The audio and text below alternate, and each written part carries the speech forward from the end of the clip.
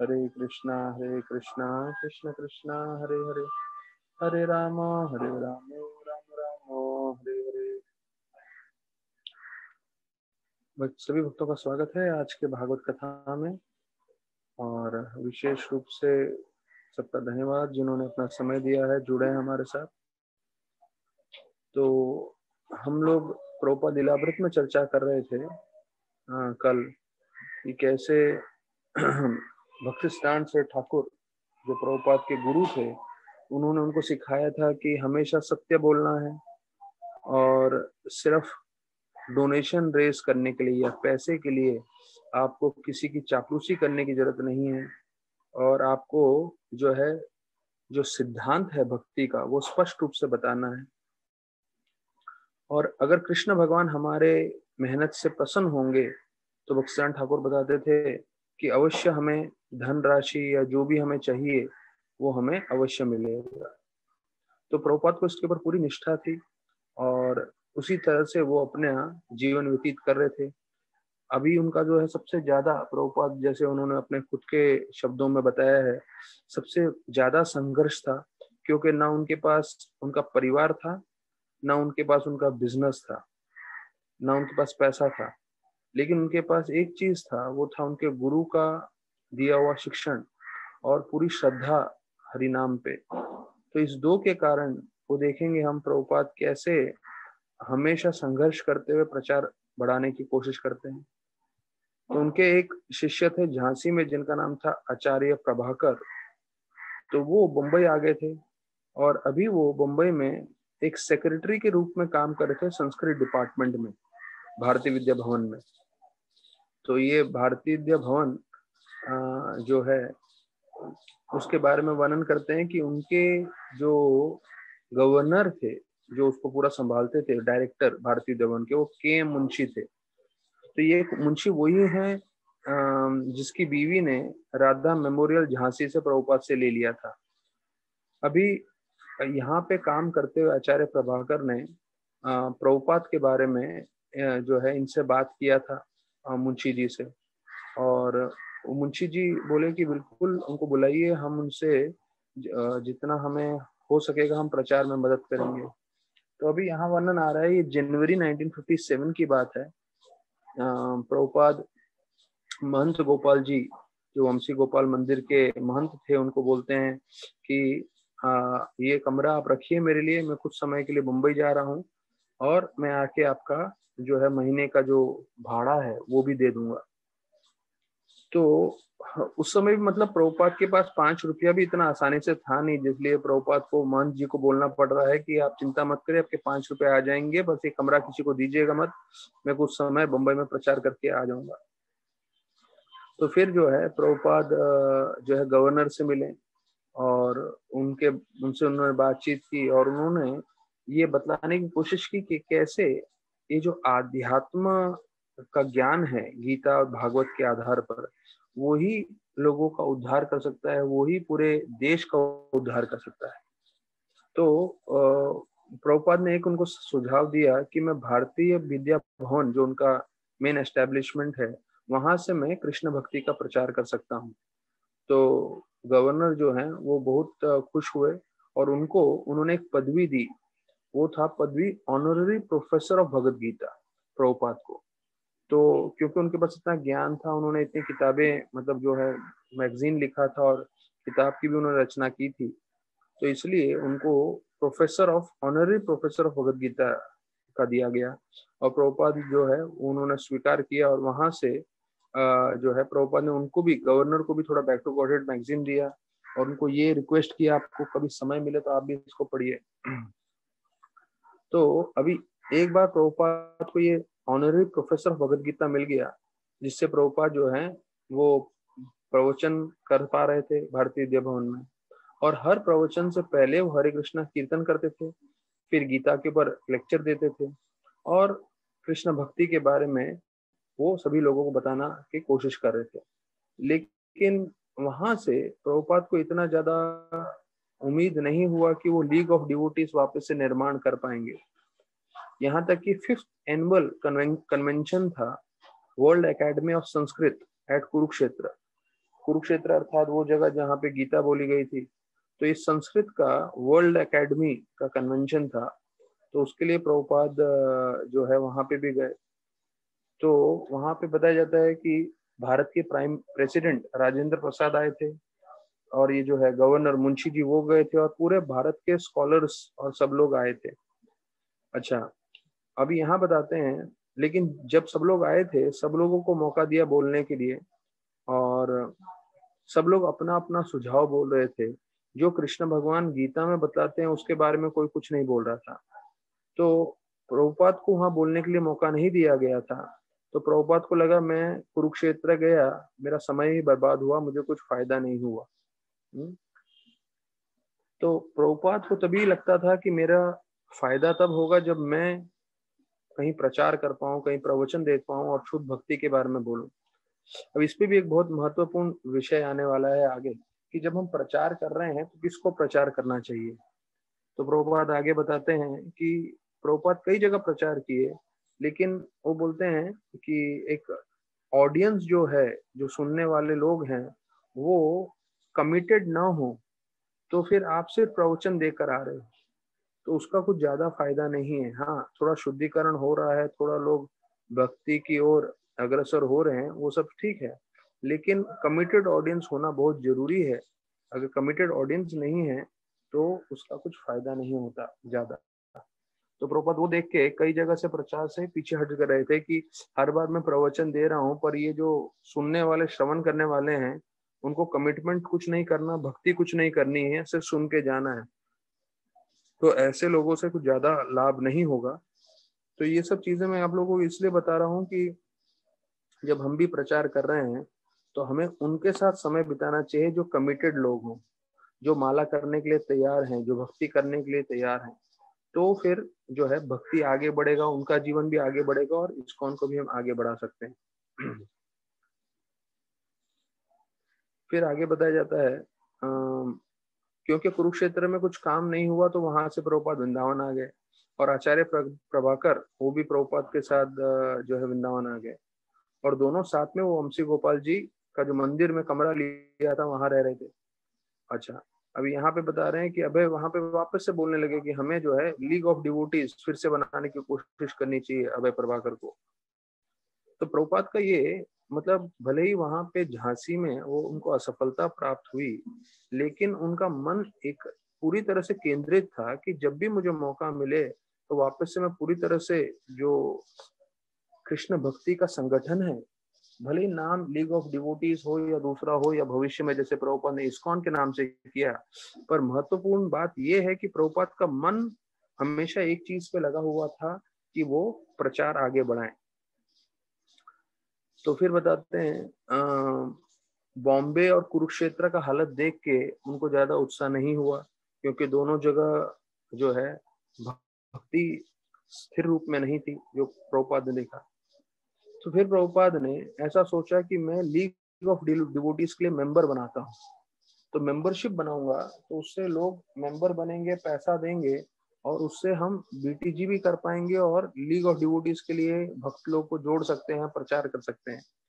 तो प्रभुपाद ने एक पैम्पलेट जैसा बनाया, चिट्ठी जैसा लिखा, और वो लिखा है किस किस के लिए, जनरस पब्लिक, जो भी आम जनता है उनके लिए, जो फिलोसोफर्स हैं, जो अलग अलग सिद्धांत पे जो ज्ञान है उनको, लीडर्स और रिलीजनिस्ट, मतलब जो धार्मिक लोग हैं सबके लिए। तो on behalf of league of devotees करके प्रभुपाद लिखा है कि मेरी इच्छा है कि मैं ये बैक टू गॉड इंग्लिश में पब्लिश करूं, और इस देश के युवा, युवा पुरुष और स्त्रियों को, और इस देश में ही नहीं पूरे विश्व भर में जो है उनको प्रचार कर सकूं।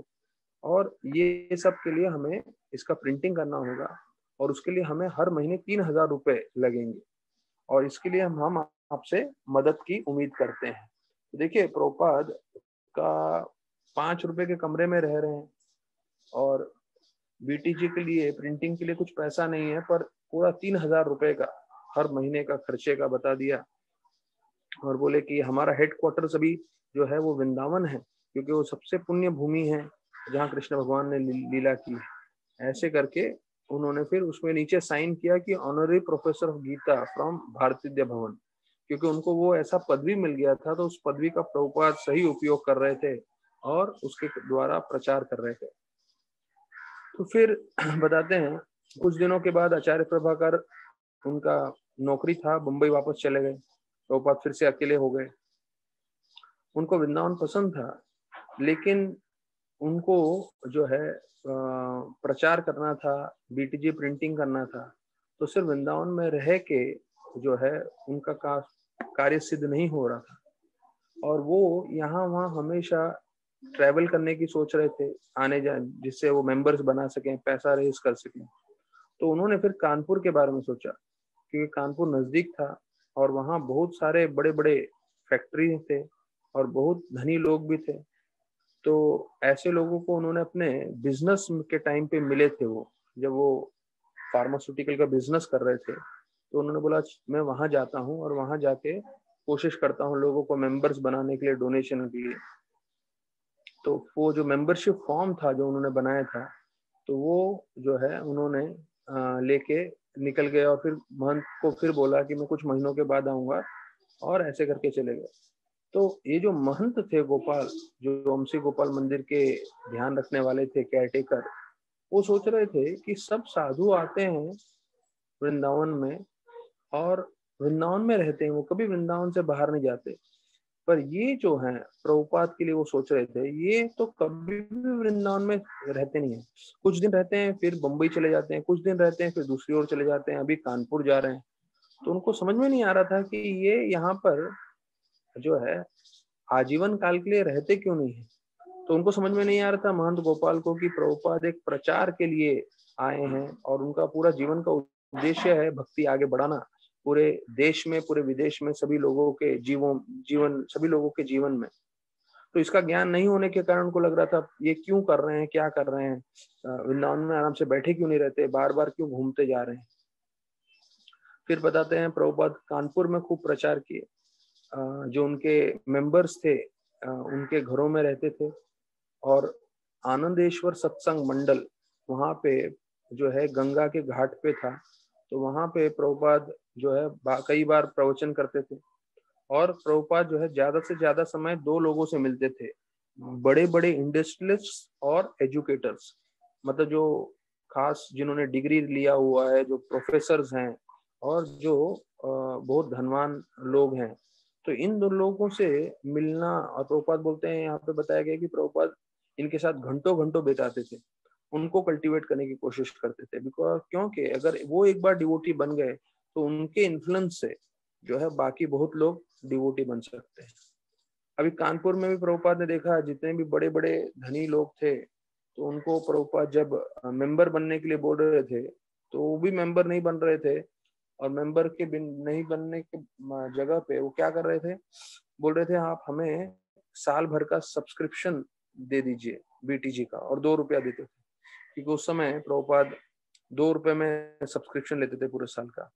तो प्रभुपाद को वहां से कुछ चिट्ठियां मिली जो प्रभुपाद की स्तुति कर रहे थे, लेकिन फिर प्रभुपाद को लगा यहाँ पे भी इतना नहीं कामयाबी मिल रही है, तो 2 महीने के बाद प्रभुपाद जो है वहां से भी निकल गए। तो अभय प्रभाकर के एक आचार्य प्रभाकर के एक मित्र थे, उन्होंने जो है ऐसा प्रबंध किया, ये वापस से प्रभुपाद अभी बम्बई आए, और मुंबई में प्रभुपाद बताते हैं भारतीय विद्या भवन जहाँ पे उन्होंने प्रचार किया था और मुंशी जी के साथ, गवर्नर के साथ, उसको छोड़ के भी प्रभुपाद नया प्रबंध कर रहे थे। तो हर रविवार को बॉम्बे के बीच पे जो है प्रभुपाद को बताया गया था कि वहां पे आप प्रवचन करिए। तो प्रभुपाद बॉम्बे के बीच पे, भी कौन सा बीच है वो वर्णन नहीं किया है, पर बोलते हैं बॉम्बे के बीच में हर रविवार को प्रभुपाद प्रवचन करते थे, 500 से 1000 लोग आते थे और प्रभुपाद गीता के बारे में बताते थे। तो ऐसे प्रभुपाद ने कई रात वहां पे प्रोग्राम किए, और एक बम्बई विष्णु मंदिर करके है, वहां पे भी प्रभुपाद ने प्रचार किया। तो अभी मैं ये बताना चाहता हूँ, देखिए प्रभुपाद जो है इस्कॉन एस्टेब्लिश होने से पहले बम्बई, कानपुर, कहाँ कहाँ नहीं गए, झांसी, और सब जगह प्रभुपाद का सिस्टम वही था, कीर्तन, प्रवचन गीता के ऊपर। लेकिन जो है अभी हम देख रहे हैं कई जगह पे कामयाबी नहीं मिली, और यहाँ पे फिर बोलते हैं कि अनकमिटेड ऑडियंस को लेक्चर देते देते कुछ नहीं होगा, क्योंकि लेक्चर में सिर्फ समय जाएगा, पर वो लोग भक्ति में कुछ ज्यादा स्थिरता नहीं दिखाएंगे, वो कुछ ज्यादा आगे बढ़ेंगे नहीं, तो उससे कुछ ज्यादा फायदा नहीं होगा। तो फिर जो है उनके मन में वही इच्छा आने लगी कि मुझे विदेश में भी जाके प्रचार करना चाहिए।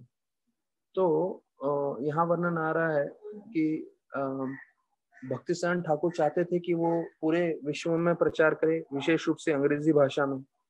तो यहाँ वर्णन बताते हैं कि अगर प्रभुपाद बम्बई जा सकते हैं, दिल्ली जा सकते हैं, कानपुर जा सकते हैं, तो लंदन और न्यूयॉर्क क्यों नहीं जा सकते, जहाँ पे लाखों की संख्या में लोग अंग्रेजी बात करते हैं और चैतन्य महाप्रभु का ज्ञान शायद वो स्वीकार कर लें। क्योंकि भारत में तो देखिए बड़े बड़े लोग भी जो है सिर्फ 2 रुपए का मैगजीन के लिए पैसा दिए कोई मेंबर भी नहीं बने। तो चैतन्य महाप्रभु का कोटेशन लेते हुए बोलते हैं, प्रभुपाद एक जगह लिखते हैं कि जो रेड क्रॉस के लोग हैं, रेड क्रॉस मतलब जो एक मेडिकल हेल्प करते हैं, जैसे एम्बुलेंस का होता है, हॉस्पिटल जैसा होता है, रेड क्रॉस के लोग कहते हैं वो सबको मदद करते हैं, सब विशेष रूप से सैनिक लोगों को, लेकिन वो उनमें वो सबसे साथ समान रहते हैं। लेकिन ऐसे सैनिक जो जल्दी ठीक होना चाहते हैं और फिर से युद्ध में जाना चाहते हैं, तो उनको सबसे पहले मदद करते हैं। और कई लोग पूरे हताश होके जो है उनको जीने की उम्मीद नहीं है, लड़ने की उम्मीद नहीं है, तो वो लोगों को मेडिकल हेल्प बाद में देते हैं। तो ये प्रभुपाद एक उदाहरण देते हैं रेड क्रॉस के तरफ से कि हमें भी अपना समय और शक्ति किसको देना चाहिए, जो फेवरेबल है भक्ति के लिए, जो उत्साहपूर्वक भक्ति में जुड़ना चाहते हैं। अगर आप उनको नहीं दे के बाकी लोगों को दे रहे हो, जो सिर्फ जो है जैसे प्रभुपाद यहाँ पे वर्णन किए हैं, अनकमिटेड ऑडियंस, ऑडियंस है, सुन रहे हैं, जैसे वो बीच पे कर रहे थे, तो बीच पे क्या है, लोग घूमते घूमते आते हैं, बैठ जाते हैं, प्रवचन मिल रहा है तो, और प्रसाद मिल रहा है तो और ज्यादा लोग आके बैठ जाएंगे, पर उनके तरफ से कमिटमेंट कुछ नहीं होगा, मुश्किल से कोई माला भी नहीं करेंगे। तो कमिटमेंट वाले लोग चाहिए जो माला करें, फिलॉसफी समझें, और जो है कोई भी परिस्थिति में हो, भले कोई एजुकेटेड हो तो वो प्रचार करे, कोई बिजनेसमैन हो तो अपना कनेक्शन से जो है जितना हो सकता है भक्ति को आगे ले जाए, तो वो कमिटमेंट उसे बोलते हैं। और प्रभुपाद स्पेशली इंडस्ट्रियलिस्ट और प्रोफेसर्स को इसलिए टारगेट कर रहे थे क्योंकि ये लोग जो हैं वर्ल्ड में बड़े बड़े लोगों से मिलते हैं और ज्यादा लोगों को इन्फ्लुएंस करते हैं, तो वो लोग एक बार डिवोटी बन जाए तो दूसरों को इन्फ्लुएंस कर सकते हैं। तो यहाँ पे फिर आगे बताते हैं कि जो हमारे इंडिया के लीडर्स थे उनको समझ में ही नहीं आ रहा था कि भारत में इतना जबरदस्त जो है वो आध्यात्मिक हमारे पास पूंजी है, आध्यात्मिक ज्ञान है, और उसको छोड़ के वो विदेश का भौतिक जीवन के प्रति आकर्षित हो रहे थे। तो जो ये जो वैदिक शास्त्रों का ज्ञान है ये पूरे 4 दोषों से परे है। और भारत का जितना भी नुकसान हो रहा है, क्यों? क्योंकि उन्होंने ये वैदिक ज्ञान को अपने जीवन में स्वीकार नहीं किया है, और स्वीकार करके दुनिया में नहीं बांट रहे हैं, इसलिए दुनिया में भी लोगों का कल्याण नहीं हो रहा है और इतना नुकसान हो रहा है। तो ये लीलामृत में बताया गया है। तो मैं आप लोगों को जिस बताना चाहूंगा कि कैसे अगर हमको लग रहा है कि भारत की क्या पूंजी है, तो आप लोगों को कुछ फोटो दिखाएंगे अभी हम। तो तुलसीविलास प्रभु आप फोटो शेयर कर सकते हैं। ये हम आपको रंगनाथ मंदिर का फोटो दिखा रहे हैं। तो एक एक करके हम आपको फोटो दिखाएंगे और इसके बारे में थोड़ा बताएंगे, क्योंकि इसको ये श्री रंगम है। ये देखिए, इसको थोड़ा बड़ा करेंगे तो आपको दिखेगा कि कैसे अलग अलग गोपुरम है चारों दिशाओं में, और उसके बीच में अलग अलग कॉन्फ्रेंस में जो है ये श्रीरंगम मंदिर है। तो भारत का जो असली धन है वो है आध्यात्म। अब वो अध्यात्म कैसे है, मैं आपको सिर्फ उदाहरण के रूप में बता रहा हूँ आज भागवत कथा शुरुआत करने से पहले, कि कैसे जो है हम लोग साउथ में नहीं जाते हैं, हम लोग यूजुअली वृंदावन जाते हैं, मायापुर जाते हैं, जगन्नाथपुरी जाते हैं, पर यहाँ पे बताया गया है कि जैसे यमुना को कृष्ण भगवान का संग मिला, तो उसी तरह से कावेरी माता ने तपस्या किया और उन्होंने बोला मुझे भी संग चाहिए आपका। तो भगवान कृष्ण ने बोला तुम्हें मेरे जो है रंगनाथ विग्रह का संग मिलेगा, जो विष्णु ही है स्वयं। और ये रंगनाथ विग्रह का मैं आपको बताऊं, जो यहाँ पे श्रीरंगम में है, जो मेन विग्रह है रंगनाथ जी के, तो वो सोए हुए फोटोग्राफ हैं। तुलसीदास प्रभु, आप एक रंगनाथ जी का भी फोटो गूगल पे ढूंढ सकते हैं और दिखा सकते हैं जब तक मैं प्रवचन दे रहा हूँ। तो रंगनाथ जो विग्रह है वो बताया जाता है, उसका बैकग्राउंड मैं आपको बता दूं, जो यहाँ पे ये बड़े मंदिर में, अच्छा जो आप देख रहे हैं अभी, ये अभी और 4-5 फोटो हम आपको दिखाएंगे। वर्ल्ड का एरिया वाइज सबसे बड़ा मंदिर है रंगनाथ मंदिर। ये कितने ही किलोमीटर में पूरा फैला हुआ है रंगनाथ मंदिर, तो सबसे बड़ा जो है एरिया है। तो अगर हम देखें, भारत की ये संस्कृति है, भगवान सेंटर में है और उसके आसपास पूरा एक शहर बसा हुआ है। भले ही आप रंगनाथ बोलिए, भले ही आप जगन्नाथपुरी बोलिए, भले ही आप जो साउथ में अगर हम जाएं तो बहुत सारे तिरुपति बालाजी बोले, या ऐसे बहुत सारे मंदिर हैं। कलयुग का प्रभाव होने के कारण दूसरे सब कार्य भी हो रहे हैं, लेकिन पहले समय में जैसे उडुपी मंदिर है, तो पूरा का पूरा उडुपी शहर, उडुपी मंदिर को सेंटर में रखते हुए, कृष्णा को बीच में रखते हुए पूरा शहर का कार्य होता था। जगन्नाथपुरी में पूरा शहर जगन्नाथ जी की सेवा के लिए तत्पर रहते थे। कई हजारों में परिवार आके जुड़ जाते थे। तो ये जो संस्कृति है वो विदेश में आपको कहीं देखने नहीं मिलेगी। और इसके लिए बताया जाता है कि ब्रिटिशर्स कम से कम 200 से 300 साल, 200 साल तकरीबन वो इंडिया पे राज किए, और उन्होंने पूरी तरह से कन्वर्जन करने का कोशिश किया इंडियंस को, जो हिंदू थे उनको क्रिश्चियन में। और आज भी आप देखेंगे पूरे भारत में सिर्फ 2.5% क्रिश्चियंस हैं, और करोड़ों की संख्या में उन्होंने पैसा दिया है। आज भी आप देखें, इतने सारे स्कूल्स हैं, इतने सारे कॉलेजेस हैं, इतना सारा प्रॉपर्टी है, Don Bosco, Saint Francis, Saint Xavier's वगैरह वगैरह, मतलब करोड़ों की संख्या में उनके पास प्रॉपर्टी है और पैसा है। और वो लोग इतना, उनके जो लोग हैं जो कन्वर्जन करने के लिए कोशिश कर रहे हैं। हाँ, ये देखिए फोटो भी लगाया है इन्होंने, ये भगवान सोए हुए हैं, और सोते हुए उनका जो है बताया जाता है, जब भगवान ऐसे सोते हैं, ये पूरा फोटो लिया, उनका सर नहीं दिख रहा है, तो सोते हुए भगवान जो है, हाँ एक सेकंड, हाँ आ गया पूरा फोटो आ गया। तो अनंत शेष के ऊपर सोए हुए हैं, और भगवान जो देख रहे हैं जिस दिशा में रंगनाथ जी का, तो ये जो है लंका की ओर देख रहे हैं। तो मैं जस्ट बता रहा था कि क्रिश्चियंस लोग ने इतना मेहनत किया इंडिया में कन्वर्जन करने का, पर बिल्कुल विफल रहे। और उनके जो प्रीचर्स थे, वो प्रीचर्स वो बता रहे हैं, हाँ ये देखिए दूसरा फोटो लगाया है अभी, ये पूरे श्रीरंगम का है। आप सारे फोटो दिखा दीजिए, उसके बाद मैं और इसके बारे में बताऊंगा। एक एक करके दिखा दीजिए तुलसीदास को। तो ये जो विग्रह है, हाँ ये देखिए, ये भी उनके गोपुरम का एक क्लोजअप फोटो आया हुआ है। तो ये जो श्रीरंगम का विग्रह है, इसके बारे में मैं आपको इतिहास बता दूं। हाँ ये देखिए, ये ऊपर से जो है फोटो लिया गया है। आप देखिए, इसमें कम से कम 7 आपको बाउंड्री वॉल्स दिखेंगे। मेन मंदिर बीच में है, और बाकी ये पूरा का पूरा शहर श्रीरंगम का रंगनाथ जी के इर्द गिर्द जो है पूरा सेटल्ड है, बना हुआ है।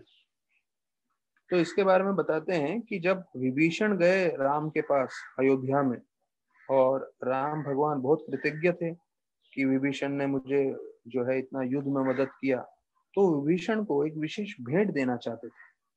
तो वो बोले क्या भेंट दूं, क्योंकि विभीषण तो जो है बहुत ही प्रिय है मुझे, और उनके कारण तो रावण का भी अंत हुआ, उनके कारण मैं सीता को भी लेकर आ सका। तो उन्होंने जो है उनके पूर्वजों के द्वारा जो है राम के पिता दशरथ महाराज और उनके पिता, उनके पूर्वज सब, ये रंगनाथ विग्रह का, रंगनाथ का तस्वीर वापस से दिखाइए। तो रंगनाथ का जो विग्रह था उसकी पूजा करते थे। तो ये रंगनाथ का विग्रह राम और भगवान, उनके पिता दशरथ महाराज और सारे उनके पूर्वज, तो ये विग्रह उन्होंने भेंट के रूप में विभीषण को दिया। तो देखिए कितना महत्वपूर्ण ये विग्रह है। शायद मैंने जो सुना तब मुझे इसके लीला मालूम चली कि ये विग्रह राम के पूर्वज स्वयं विग्रह को इनके पूछते थे। यहाँ तक कि राम भगवान स्वयं रंगनाथ जी को बोलते हैं कि अगर मैं यहाँ पे राजा बन जाऊंगा तो रावण का अंत कैसे होगा जिसके लिए मैं यहाँ पे प्रकट हुआ हूँ। क्योंकि राम भी वास्तविक रूप में विष्णु हैं और ये रंगनाथ जी भी विष्णु विष्णु भगवान है, तो दोनों में वार्तालाप चल रही थी। तो रंगनाथ जी बोले ठीक है, आप तो स्वयं विष्णु हो, आप प्रबंध कर लीजिए। तो राम बोले नहीं, मैं भले ही विष्णु हूँ, लेकिन मैं एक मानव के रूप में आया हूँ, तो मैं कुछ अलौकिक कार्य नहीं करूंगा, आपको करना पड़ेगा। क्योंकि ये उनके वर्शिपेबल विग्रह थे, उनके पूजनीय बोलते हैं ना, इष्ट देवता थे। तो राम भगवान आके इनसे ये प्रार्थना करते हैं।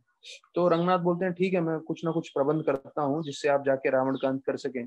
और बताया जाता है रंगनाथ स्वयं माता मंत्रा का मन को ऐसे बदल देते हैं जिससे वो कैकेयी को जो है ऐसे आवेश में लेकर आती है, जिससे वो पूरी तरह से बदल जाती है और राम को वनवास के लिए भेजती है। तो ये सब राम और रंगनाथ जी विग्रह के बीच में चर्चा हुआ था, और ये रंगनाथ जी का विग्रह विभीषण को दिया था, और विभीषण ने यहाँ पे बताया जाता है श्रीरंगम में इनकी स्थापना की थी, और वो वहां से लंका की ओर हमेशा देख रहे हैं। और इसके बारे में अगर आप वाल्मीकि रामायण पढ़ेंगे तो वाल्मीकि रामायण में आपको श्लोक भी मिलेंगे जो इसका वर्णन कर रहे हैं। जब मैं कथा सुन रहा था तो श्लोक भी बता रहे थे वो संस्कृत में, जो मैंने लिखा नहीं, पर आप लोगों को बताऊं कि ये प्रमाणिक है कि राम जी ने अपना जो खुद के इष्ट देवता थे रंगनाथ जी, ये विभीषण को दिया था। अभी उनको आशीर्वाद ये भी दिया था, ठीक है, थैंक यू प्रभु जी, तुलसी विलास को। उनको ये भी आशीर्वाद दिया था कि आपको जब तक इस जीवन में है, भौतिक जीवन में, तब तक आप आनंद में रहें, आप संपूर्ण रूप से भौतिक आनंद जो है का लाभ उठाएं, और जब आप जीवन अंत करेंगे तो आप भगवत धाम जाएंगे। तो ये मैं आप लोगों को इसलिए बता रहा हूँ क्योंकि ये अलग अलग जगह हमने भागवत में भी सुना है, अभी हमने अभी तक के कथा में भी सुना है। प्रभुपाद कई बार बताते हैं कि जो डिवोटी होते हैं वो भौतिक रूप से भी संपूर्ण रूप से आनंदित रहते हैं, उनको सब कुछ मिल जाता है, और ऐसे करते हुए आराम से वो भक्तिमय जीवन व्यतीत करते हैं, और जब जीवन का अंत होता है तो भगवत धाम जाते हैं। अब राम जी ने कई युगों पहले विभीषण को भी यही आशीर्वाद दिया कि जब तक आप यहाँ रहेंगे आप आनंदित रहेंगे, और जब आप शरीर त्यागेंगे तो आप भगवत धाम जाएंगे। तो बताया जाता है कावेरी तकरीबन तकरीबन पूरा का पूरा रंगनाथ मंदिर को और उस एरिया को जो है उसके इधर पूरा परिक्रमा तक लगाती है, ऐसा जो है ज्योग्राफिकल फोटो से आप ऊपर से देखेंगे तो आपको मालूम चलेगा। और चंद्र पुष्करणी के पास रंगनाथ जी का मंदिर है, ऐसा वर्णन आता है। तो चैतन्य महाप्रभु भी जब यहाँ पर आए थे तो 4 महीना, ये जो हमारा चतुर्मास से चल रहा है, तो उसमें यहाँ रहे थे, और यहाँ पे उन्होंने छोटे से गोपाल भट्ट को प्रेरणा दी थी, जिससे उन्होंने राधा रमन विग्रह हम सबके लिए प्रबंध कराया। और उनके पिता वेंकट भट्ट जो है उनको भी प्रचार किया। तो ये जो है बहुत मुख्य स्थान है इसका हमारा इसमें भारत में। तो भले हम साउथ में नहीं जाते हैं, जैसे मैं अभी अनंत पद्मनाभ के बारे में सुन रहा था, अब आपको मैं फिगर बताऊंगा तो शायद आप लोग चौंक जाएंगे। बताया जाता है अनंत पद्मनाभ मंदिर भी जो है विश्व का सबसे धनी मंदिर है, सबसे जो है सबसे ज्यादा धन पूरे विश्व में वो है अनंत पद्मनाभ के पास। आपको उसका फिगर्स मैं बताऊंगा तो आप सुन लीजिए। बोलते हैं मंदिर के नीचे 100 करोड़ किलो सोना रखा है। 1 किलो 2 किलो 100 किलो नहीं, 100 करोड़ किलो सोना अनंत पद्मनाभ मंदिर के नीचे है, ऐसा बताया जाता है। और वैसे ही जगन्नाथ मंदिर के नीचे भी कई करोड़ों करोड़ों रुपए के खजाने हैं। और विंस्टन हिंस्टिंग करके व्यक्ति थे जो ब्रिटिशर थे, 1800 में आए थे, और जब वो गए जगन्नाथ मंदिर के नीचे तो बताया जाता है कि उन्होंने ऐसा देखा है 1 किलोमीटर बाय 1 किलोमीटर के बड़े बड़े कमरे हैं, और उस कमरों में पूरा खजाना भरा हुआ है। लेकिन तभी उन्होंने एक बहुत जहरीले और बड़े सांप का उनको ऐसा अनुभव हुआ कि वो उनकी तरफ तेज गति में आ रहे हैं, तो वो अपनी जान बचा के निकल गए, और फिर वो कभी भी अंदर प्रवेश करने की उन्होंने गलती नहीं किया। तो देखिए ये हमारे भारत का ऐश्वर्य है जो है आध्यात्म के रूप से। तो अगर हम सिर्फ समझें ये भक्ति के बारे में और हम अच्छे से इसको अपने जीवन में अपना के प्रचार करें तो कितना कल्याण कर सकते हैं। तो बोलते हैं अनंत पद्मनाभ मंदिर के बारे में बताया जाता है उस एरिया में सिर्फ कोई सोएगा रात को जाके कुछ नहीं करेगा, भक्ति नहीं करेगा, कुछ नहीं करेगा, सिर्फ रात को जाके सोएगा। रात को सोने मात्र से जो है उसकी योग्यता हो जाती है भगवत धाम जाने की। तो देखिए इतना शक्ति है, हम इनके बारे में और चर्चा करेंगे, पर ये आपको जस्ट मैं बताना चाहता था कि कैसे हमारे भारत जो है कितना प्रसिद्ध है आध्यात्म के लिए, और कितने सारे मंदिरें जो हैं इसके लिए बनाए गए हैं। तो अभी हम हमारे श्रीमद् भागवतम में प्रवेश करते हैं और हम 8वें अध्याय में 30वें श्लोक पे थे।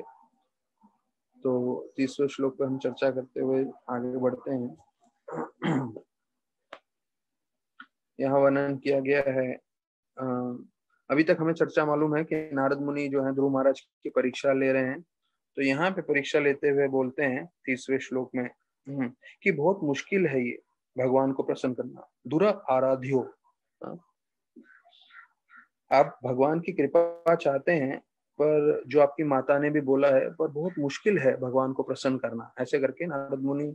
तो नारद मुनि उनकी परीक्षा लेना चाहते थे, नारद मुनि देखना चाहते थे कि कितने दृढ़ हैं भक्ति करने के लिए, और उसके लिए जो है ऐसा ये ऐसे चीज बता रहे कि बहुत मुश्किल है भगवान को प्रसन्न करना वगैरह वगैरह। अच्छा, इसमें एक और चीज आती है बात। प्रभुपाद ने बताया कि कैसे भगवान अगर देखते हैं कोई भक्त सिंसियर है भक्ति करने के लिए, तो उनके जीवन में गुरु भेज देते हैं। तो ये नारद मुनि देखिए परमात्मा से प्रेरित होकर वहां पहुंच गए जहां ध्रुव महाराज थे। नारद मुनि पूरे विश्व भर में भ्रमण करते रहते हैं, और वो सही समय पे सही जगह पे ध्रुव महाराज के पास पहुंच गए।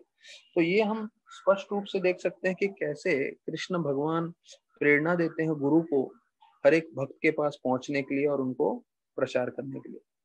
तो यहाँ पे प्रभुपाद बताते हैं 30वें श्लोक में, हाँ ये अभी आप लोगों के लिए प्रश्न है, आप लोगों से मैं जवाब चाहता नहीं हूँ आप लोग बोले हैं, पर सोच के रखिए, क्योंकि ये एक बहुत महत्वपूर्ण है प्रश्न जो प्रभुपाद पूछ रहे हैं।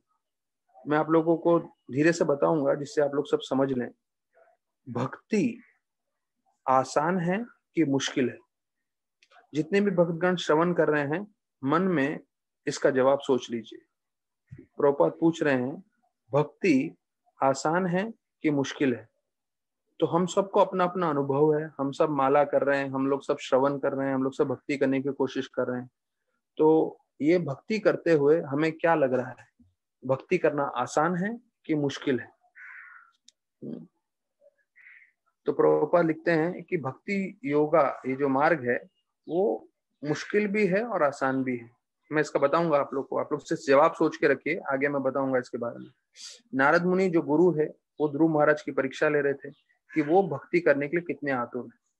प्रभुपाद इसके आखिरी लाइन में बताते हैं, अगर आप लोग ने जवाब सोच लिया है आसान है कि मुश्किल है, तो अभी तैयार रहिए सुनने के लिए प्रभुपाद क्या बोलते हैं। प्रभुपाद बोलते हैं जो भक्ति में मेहनत करने के लिए तैयार है उसके लिए ये मार्ग भक्ति का आसान है, लेकिन जो मेहनत करने के लिए तैयार नहीं है, जो दृढ़ नहीं है, उनके लिए भक्ति का मार्ग मुश्किल है। देखिए प्रभुपाद कितना स्पष्ट रूप से जो है क्लियर कर देते हैं कि आसान है कि मुश्किल है। तो आसान उसके लिए है जो दृढ़ता पूर्वक भक्ति करता है, और मुश्किल उसके लिए है जो दृढ़ता पूर्वक नहीं करता है, मतलब मेहनत करने के लिए तैयार नहीं है। अगर आप सोच लें, दृढ़ संकल्प कर लें, नहीं मुझे सुबह को ही ब्रह्म मुहूर्त में ही जपा करना है और कुछ भी हो जाए मैं करूंगा ही, और वैसे ही मैं पाठ भी करूंगा और जितना हो सके अपनी क्षमता अनुसार सेवा करूंगा सब बाकी सब चीजों के साथ, तो अगर कोई ऐसा दृढ़ संकल्प कर ले तो उसके लिए भक्ति आसान हो जाता है। तो जो भी आप लोग ने जवाब दी सोचा था, तो आप देख लीजिए अभी प्रभुपाद ने क्या जवाब दिया, उसके साथ कंपेयर कर सकते हैं आप लोग।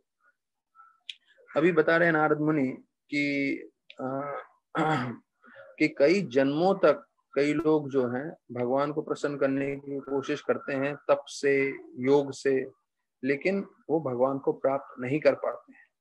तो अभी ऐसे करके जो है ध्रुव महाराज की और परीक्षा ले रहे हैं, और बोलते हैं इसी कारण मैं आपको बता रहा हूं कि आप इसके पीछे मत जाइए, आप असंभव हो, आप शायद कामयाब नहीं होंगे। आप एक काम करिए, घर पे चले जाइए, जब आप बड़े हो जाएंगे तब आप भगवान की कृपा के लिए जो है मेहनत करिएगा, और तब आपको सफलता भी प्राप्त हो जाएगी। तो ऐसे करके अभी बोल रहे हैं अभी आप घर पे चले जाओ, भक्ति करने की जरूरत नहीं है, ऐसे करके ये नारद मुनि बता रहे हैं। तो अभी प्रभुपाद 32वें श्लोक में बोल रहे हैं कि लोगों को लगता है बचपन जो है वो खेलने कूदने के लिए, खेल कूद के लिए बचपन बना है, जवानी जो है वो आनंद भोगने के लिए है, और जब बूढ़े हो जाएंगे, मृत्यु का समय आएगा, तब भक्ति करनी चाहिए। तो बोलते हैं, लेकिन ये एक भक्त ऐसे विचार नहीं सोचता, ये जनरल पब्लिक मतलब एक आम मानव का ये सोच है, बचपन में खेलो, जवानी में आनंद भोगो, और बुढ़ापे में जो है तब जाके भक्ति करो, जबकि करना असंभव है, क्योंकि उसके मन विचार और वो सब इतने बदल जाते हैं कि वो भक्ति बिल्कुल नहीं कर सकता है बुढ़ापे के समय में। अभी हम भी कोशिश करते हैं कभी किसी बूढ़े व्यक्ति को बताने के लिए, पर उसने अपना पूरा जीवन जो है व्यतीत कर लिया है, आखिरी के 5-10 साल बचे हुए हैं, तो उसको समझाने जाते हैं तो वो समझता भी नहीं। तो ये प्रभुपाद अंत कर रहे हैं, actually the direct order is that from any point of life one should begin rendering devotional service. तो अंत प्रभुपाद ये करते हुए बोल रहे हैं कि किसी भी आपका उम्र हो, उस समय से भक्ति प्रारंभ कर लेना चाहिए। अगर आप छोटे बच्चे हैं, युवा पीढ़ी में हैं, ज्यादा उम्र में है या बुढ़ापे में है, कभी भी हो, लेकिन भक्ति करना उसी वक्त से, जब आप समझ जाएं कि ये बहुत जरूरी है, तो आपको हमेशा करना चाहिए। मैंने एक आर्टिकल पढ़ा था, उस आर्टिकल में बोलते हैं, देखिए आप जो है आनंद भोगने के लिए भौतिक जगत में आपको 3 चीज लगता है। एक तो है आपको टाइम चाहिए, और फिर आपको हेल्थ चाहिए, और आपको वेल्थ चाहिए, पैसा। तो जब एकदम बच्चे होते हैं तो आपके पास जो है टाइम रहता है और हेल्थ रहता है, पर वेल्थ नहीं रहता। देखिए मैं आपको पूरा स्टैटिस्टिक्स बताता हूँ जो यहाँ पे प्रभुपाद 32वें श्लोक में बोल रहे हैं कि बचपन खेल कूद में बिताना चाहिए, जवानी जो है एंजॉयमेंट में बिताना चाहिए, और बुढ़ापे में भक्ति करने की सोचनी चाहिए नहीं। तो बचपन में आपके पास देखिए एंजॉयमेंट के लिए आपको पास क्या होना चाहिए, 3 चीजें, टाइम, हेल्थ और वेल्थ। तो ये 3 चीज होगा तो आप एंजॉय कर सकते हो। शायद जो भी सुन रहे हैं उसको ये आप बात मानेंगे कि हाँ, पैसा चाहिए, समय चाहिए, और अच्छी तबीयत चाहिए। तो बचपन में आपके पास समय रहेगा और आपकी तबीयत अच्छी रहेगी, लेकिन धन नहीं रहेगा अधिकांश समय में। फिर आप जवानी में जो है आपका पास हेल्थ भी रहेगा, और आप काम करने लगेंगे, नौकरी करने लगेंगे, तो वेल्थ भी रहेगा, लेकिन समय नहीं रहेगा, क्योंकि समय आपका पूरा हफ्ते में 6 दिन नौकरी करने में, पैसे कमाने में जाए। और ऐसे करते हुए आप अपना पूरा जीवन व्यतीत करोगे, और बुढ़ापे में आप बोलोगे हाँ अभी मेरे पास हेल्थ भी है, मैंने नौकरी भी छोड़ दी, रिटायरमेंट भी ले लिया है, टाइम भी है, लेकिन उस समय आपके पास वेल्थ नहीं आपके पास हाँ वेल्थ रहेगा और साथ में टाइम रहेगा, लेकिन हेल्थ नहीं रहेगा, क्योंकि आप बूढ़े हो जाओ। तो देखिए कैसे काल के प्रभाव से हमें बचपन से धोखा दिया जाता है। बचपन पे हमारे पास धन नहीं रहेगा, जवानी में हमारे पास समय नहीं रहेगा, और बुढ़ापे में हमारे पास शरीर में ताकत नहीं रहेगा। तो अर्थात हम भोग करना चाहते हैं, पर प्रकृति ने ऐसे नियम बनाए हैं जिससे आप कभी भी पूरे समय में जो है भोग नहीं कर पाओगे, हमेशा कुछ ना कुछ से रुक जाएगा। तभी 33वें श्लोक में बताते हैं नारद मुनि, ये श्लोक महत्वपूर्ण है, वो हम चर्चा करेंगे सब साथ में। यस्य यद्दैव विहितं स तेन सुख दुःखयो आत्मनं तोषणं देहि तमसा पारम रक्षति। तो देखिए अभी जो कृष्ण भगवान ने गीता में बताया है 2 अध्याय में, कि हम शरीर नहीं आत्मा है, और आत्मा के स्तर पे हमें कार्य करते हुए जो है हमें समझना चाहिए कि जो भी भौतिक जीवन में हो रहा है उसे सहन करना है, और आत्मा के स्तर पे भक्ति करते रहना है, वो सबसे महत्वपूर्ण है, तो हमारा जीवन सफल होगा। तो 14वें श्लोक में 2 अध्याय के भगवान बोलते हैं, मात्र स्पर्श कौनते शीतोष्ण सुख दुखद। सुख और दुख में आपको समानता रखनी। अब नारद मुनि, हम चौथे स्कंद पे हैं, यहाँ पे वही चीज बोल रहे हैं, स तेना, दूसरा लाइन पढ़िए, स तेना सुख दुख योग, अर्थात कि हमारे दैव से, हमारे कर्मों से जो है हमारे जीवन में, यहाँ पे लिखा है दैव विहितम, हमारे जो है डेस्टिनी के कारण हमें जीवन में खुशी और दुख मिलेगा, लेकिन हमें उन दोनों से विचलित नहीं होके हमें संतुष्ट रहना है। अगर कोई संतुष्ट रह पाएगा तो नारद मुनि बताते हैं तो वो व्यक्ति जो है भगवत धाम जाने के लिए तैयार है। तो देखिए, अगर हमें संतुष्ट रहना है तो हमें किसी परिस्थिति के लिए नहीं रुकना है कि भविष्य में मेरे पास ऐसा हो जाएगा, वैसा हो जाएगा तो मैं संतुष्ट होऊंगा। नहीं, संतुष्ट आज होना है, अभी होना। इस श्लोक का महत्वपूर्णता ये है कि अगर हम इस श्लोक को समझें तो आज से हम संतुष्ट हो सकते हैं, आज से हम आनंदित हो सकते हैं। हमें मेहनत पूरी तरह से करना है, लेकिन मेहनत करते हुए हमें समझना है कि देव विहितम, देव जो है भगवान के बनाए हुए नियमों के कारण, कर्मों के कारण जो है हमें जो कुछ मिल रहा है वो हमें स्वीकार करना है और उसमें संतुष्ट रहना है। और अगर हम ये कर पाएंगे तो हम अपना जीवन सार्थक कर सकते हैं और भगवत धाम जा सकते हैं। तो प्रोपा लिखते हैं, अगर हम भक्ति छोड़ के कोई भी कार्य करें तो इस भौतिक जगत के सुख और दुख में हम फंसे रहेंगे।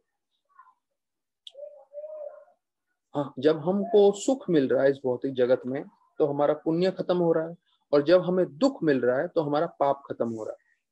तो हमें लगता है हमेशा हमें पुण्य मिलना, हमें हमेशा आनंद मिलना चाहिए, पर ये हम समझ नहीं पाते कि जब हम भौतिक जगत में रह के आनंद भोग रहे हैं तो ये आनंद भोगते समय हमारा पुण्य पूरा खत्म हो रहा है, और कई लोग इस भौतिक जगत में रह के दुख भोगते हैं तो उनका पाप पूरा खत्म हो रहा है।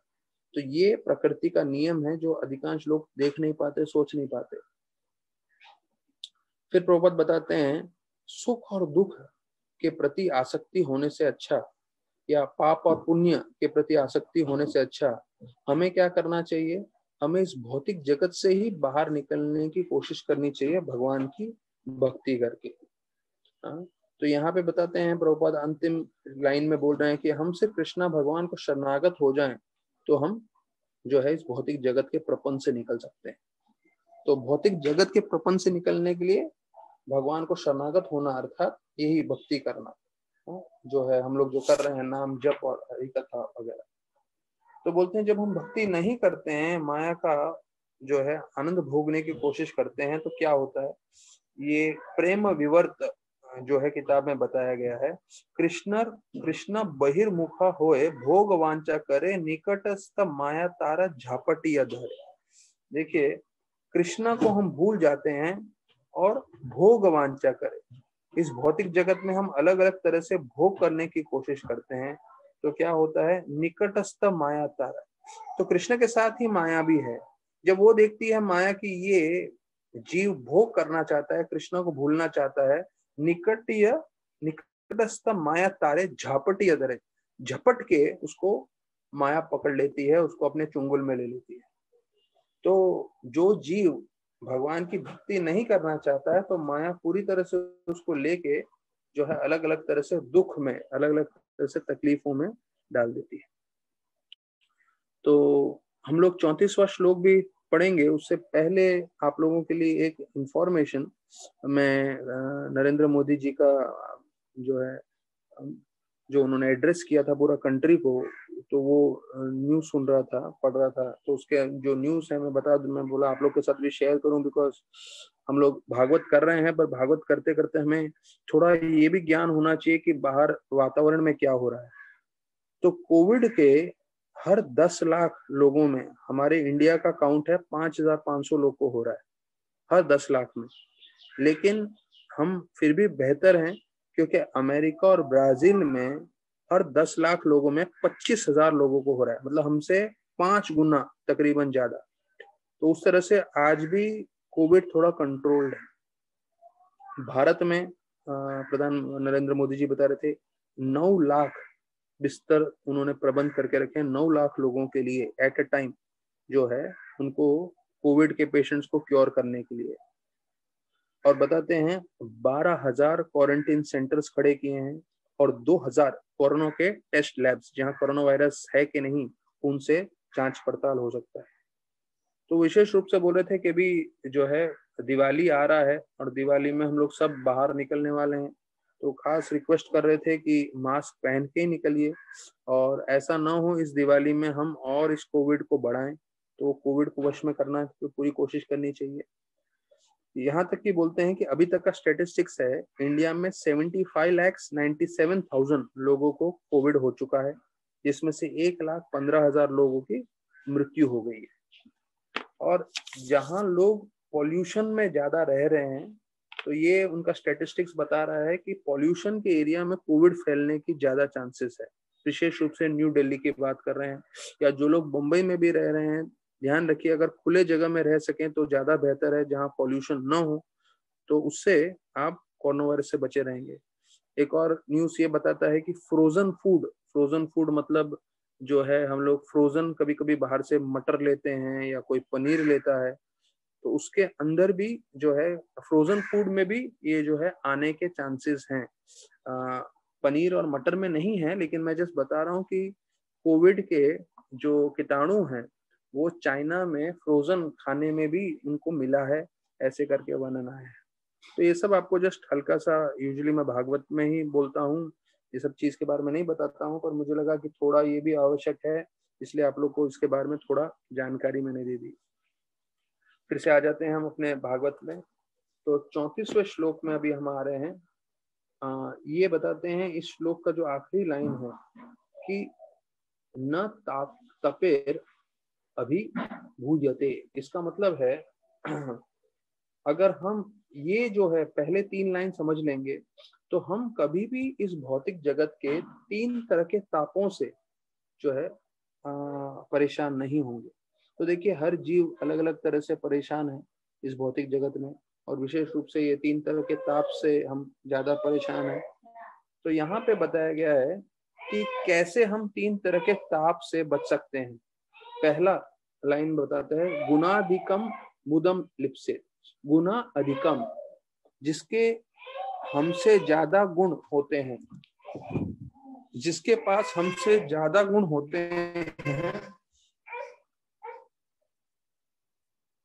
जिससे हमसे ज्यादा गुण होते हैं, उससे हम जो है बताया जाता है द्वेष करने लगते हैं।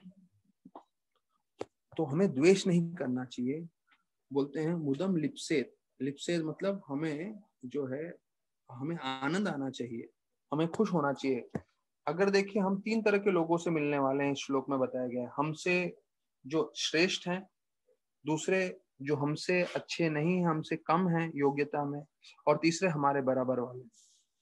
तो अधिकांश समय लोग क्या करते हैं, जो हमसे अच्छे होते हैं, अब किसी भी रूप से मैं बोल सकते हैं भौतिक या आध्यात्मिक, तो उससे लोग द्वेष करने लगते हैं, एनवी करते हैं।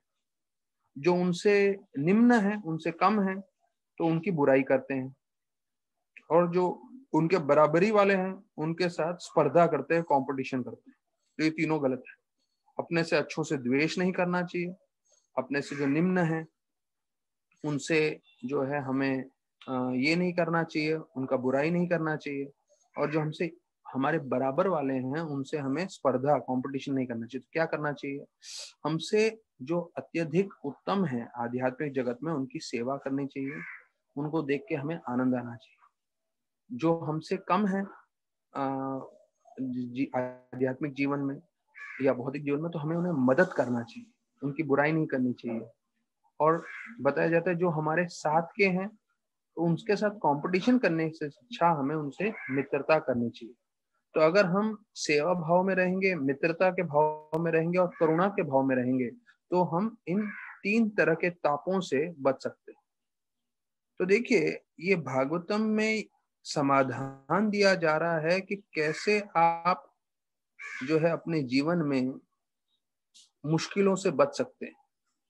अगर आपकी ये भावना है, ये आपकी चेतना है, अगर हम ये चेतना नहीं रखेंगे और हम स्पर्धा में रहेंगे, कंपटीशन में रहेंगे, क्रिटिसाइज करेंगे या एनवियस रहेंगे, तो हम हमेशा दुखी रहेंगे। अभी समाधान दिया गया है प्रश्न है कि हम ये अपने जीवन में अपनाना चाहते हैं कि नहीं। जो भक्त अपने जीवन में इसको अपनाएंगे तो जो है हम आगे बढ़ेंगे। तो पूरे तात्पर्य में प्रभुपाद इसी चीज को बताते हैं। प्रभुपाद बोलते हैं these important functions will make one happy with in this material world. तो अगर हम जो है इस तरह से कार्य करेंगे तो हम इस भौतिक जगत में खुश रह सकते हैं। तो ये जो है जो हमसे निम्न है उनको हमें भौतिक नहीं, प्रभुपाद यहाँ पे बोल रहे हैं आध्यात्मिक उनका कल्याण करना चाहिए।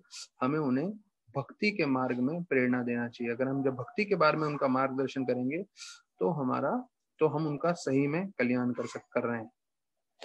फिर 35वें श्लोक और 36वें श्लोक में बताते हैं, अभी 35 से 38 श्लोक जो है ध्रुव महाराज जो है वो जवाब दे रहे हैं नारद मुनि को। तो नारद मुनि का हमने देखा पहले 11 श्लोकों में जो है 24 से 34 तक वो उनको समझा रहे हैं कि भाई आप जो है छोटे बच्चे हैं और मान अपमान तो होता रहता है, भूल जाइए और वगैरह वगैरह, इतना सब उन्होंने बता दिए। यहाँ तक कि ये भी बताया कि आपको द्वेष नहीं करना चाहिए और वगैरह वगैरह।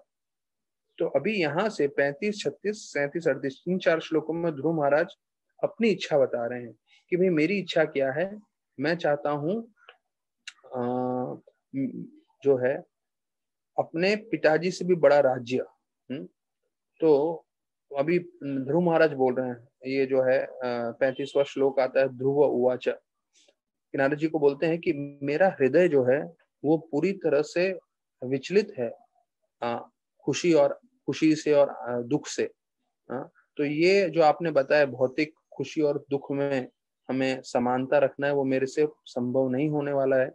तो ये मेरे पालन करने से बाहर है। मैं आपके अच्छे शिक्षण को सुन रहा हूँ पर मैं इसे पालन नहीं कर पा रहा हूँ। तो उन्होंने स्पष्ट बता दिया कि आपने इतने अच्छे अच्छे शिक्षण दिए मुझे, पर मैं जो है अभी अंधकार इग्नोरेंस से कवर्ड हूँ और मुझे ये कुछ आपका सिद्धांत समझ नहीं आ रहा है, ये मेरे हृदय को बिल्कुल स्पर्श नहीं कर रहा। ऐसे करके पहले श्लोक में बता रहे हैं अभी 35वें श्लोक। तो प्रभुपाद बोलते हैं हमारे मन में इच्छा हमेशा होनी चाहिए। देखिए प्रभुपाद का एक एक तात्पर्य में एक एक पॉइंट बहुत भारी रहता है। कभी कभी प्रभुपाद बोलते हैं हमारे मन में इच्छा हमेशा रहनी चाहिए, भौतिक नहीं तो आध्यात्मिक। कभी भी ऐसा नहीं होता है इच्छा शून्य हो जाए, वो नहीं होना चाहिए।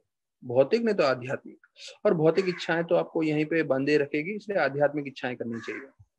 भौतिक इच्छाएं भी रहेंगी तो कोई बात नहीं। यहाँ पे बताते हैं one who is ready to sacrifice anything to satisfy supreme personality of God can be said to have a spiritual desire. अगर आपकी आध्यात्मिक इच्छा है, इसका मतलब क्या, आप भगवान को प्रसन्न करने के लिए कुछ भी करने के लिए तैयार है। ठीक है। और फिर बोलते हैं ये सही नहीं है कि जिसकी बहुत सारी भौतिक इच्छाएं वो भगवान की पूजा नहीं करनी चाहिए। नहीं, जिसकी बहुत सारी इच्छाएं वो भी आप भगवान की पूजा कर सकते हैं।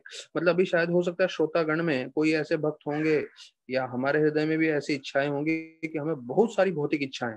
कोई बात नहीं, सारी भौतिक इच्छाओं के साथ आपका स्वागत है इस्कॉन में। Welcome to ISKCON. यहाँ पे वो लिखा है for those who have material desires are not prohibited from worshipping supreme personal God. आपकी बहुत सारी भौतिक इच्छाएं हैं तो कोई प्रॉब्लम नहीं है, आप सब भौतिक इच्छाओं के साथ आइए और भगवान की पूजा करिए, भक्ति करिए। ये हम ध्रुव महाराज की शिक्षण से समझ में आता है। और जब हमें कृष्णा भगवान की कृपा प्राप्त होगी तो हमारे सारे इच्छाएं पूरी होंगी। यहाँ प्रभुपाद अंत में बता रहे हैं 35वें श्लोक में। तो कृष्ण भगवान की सारी इच्छाएं, कृष्ण भगवान की इच्छा होगी तो हमारी जितनी भी इच्छाएं हैं वो सारी पूरी होंगी। इसलिए हमें कृष्ण भगवान की भक्ति करनी चाहिए। तो इसके साथ हम 35वें श्लोक पे यहाँ विराम दे रहे हैं। और अभी मैं आप लोग को बता रहा हूँ राधानाथ महाराज जो है अभी अभी उनका जो है दलदल में से बचे, जान उनका जो ढस रहे थे, फिर वहां से निकल के महाराज गंगा में गए तैरने के लिए। तो वहां पे करंट के विपरीत वो स्विमिंग कर रहे थे, तो वहां डूबने वाले थे, तो वहां से बच गए। और महाराज जो है वापस से आते हैं जो है उधर किनारे पे, और वहां पे देखते हैं उनका पासपोर्ट और सब कुछ पड़ा था। अभी महाराज ये सोच रहे हैं कि ये आज का जो मेरे जीवन में हुआ ये क्यों हुआ और मुझे क्या सीखना चाहिए। तो महाराज की सीख बता रहे हैं। तो महाराज बोल रहे यही जो मिट्टी है किनारे का, वो पहले मेरे पैर को झुलस रहा था क्योंकि मैंने चप्पल नहीं पहना था। फिर यही मिट्टी मुझे मारने की कोशिश कर रहा था दलदल के रूप में, और अभी रात शाम के समय मुझे इतना ठंडा लग रहा है, मुझे ये आश्रय दे रहा है। एक ही मिट्टी है, लेकिन एक समय वो मुझे जला रहा था, एक समय वो मेरा जीवन अंत होने वाला था, और अभी मुझे आश्रय मिल रहा है। तो बोलते हैं उसी प्रकार से हम किस वातावरण में हैं, उस वातावरण के हिसाब से हमारे अलग अलग विचार आएंगे जीवन में। अगर हम अच्छे वातावरण में हैं तो हम में अच्छे गुण आएंगे, और अगर हम बुरे वातावरण में हैं तो हम जो है बुरे गुण अपने जीवन में अपनाएंगे। जैसे महाराज बोल रहे हैं, आप द्वेषी हो सकते हैं, आप लोगों का हानि कर सकते हैं बुरे वातावरण में, और अच्छे वातावरण में आप जो है सबका कल्याण कर सकते हैं, सबको मदद कर सकते हैं। तो ये जो है, जैसे मिट्टी अलग अलग स्तर पे था, तो उसी प्रकार से हमारा वातावरण हम पे बहुत फर्क करता है, हमारी चेतना बदल सकता है। तो ये बोलने महाराज बोल रहे हैं कि सबसे महत्वपूर्ण है कि हमारे अंदर अच्छाई भी है, बुराई भी है। हम किस वातावरण में संग लेते हैं उस पर बहुत जो है निर्धारित करता है। हम बुरे वातावरण में संग लेंगे तो बुरे वातावरण में संग लेने के कारण हमारी सबकी बुराई बाहर आएगी, और अगर हम अच्छे वातावरण में संग लेंगे तो हमारी अच्छाई बाहर आएगी। ये महाराज ज्ञान प्राप्त करते हैं। फिर बोलते हैं माता गंगा ने जो है, मैं तकरीबन जो है अपना जीवन गवा रहा था, तो महाराज बोलते हैं मैंने एक और चीज सीखा, कभी कभी माता जो है अपने बच्चे को डांटती है, और डांटने का उद्देश्य ये रहता है कि बच्चा कुछ सीखे। तो मैंने ये सीखा आज के इससे कि हमें जो है, ये जैसे गंगा का जो बहाव था उसके तरफ लड़ते हुए जा रहे थे, और पूरा उनका शक्ति चला गया, पर फिर भी विजय नहीं प्राप्त कर पाए। तो जो बहाव है, उस बहाव के जो है बहाव में हमें ज्यादा लड़ना नहीं चाहिए। हमें देखना चाहिए कि हमारी परिस्थिति क्या है, और जहां परिस्थिति अनुकूल है उस हिसाब से हमें कार्य करना चाहिए। तो उससे हम ज्यादा अच्छा से कामयाब हो पाएंगे, हम उस ज्यादा तरीके से हम जो है विजय प्राप्त कर पाएंगे अपने जीवन में। क्योंकि देखिए, अभी इसको स्पष्ट भाषा में बोलूं तो ऑपोजिट करंट में महाराज स्विम करने की कोशिश कर रहे थे, तो वो सफलता प्राप्त नहीं कर पाए, महाराज पूरे थक गए थे, डूबने वाले थे, लेकिन उसी बहाव के साथ निकल गए तो दूसरे किनारे में पहुंच गए।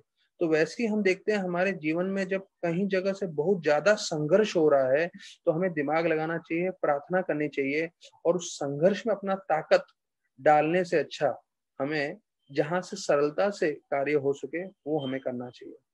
तो महाराज बोलते हैं कि मैंने पहले देखा कि कैसे वो चील एक मछली को पकड़ रहा था इस गंगा में, और कुछ ही समय में मैंने देखा कि मैं खुद ऐसे चील या काल रूपी समय के पकड़ में था, और मेरा मृत्यु होने वाला था। तो मुझे ये चीज समझ में आ गया कि ये जीवन कभी भी मुड़ सकता है किसी भी परिस्थिति में।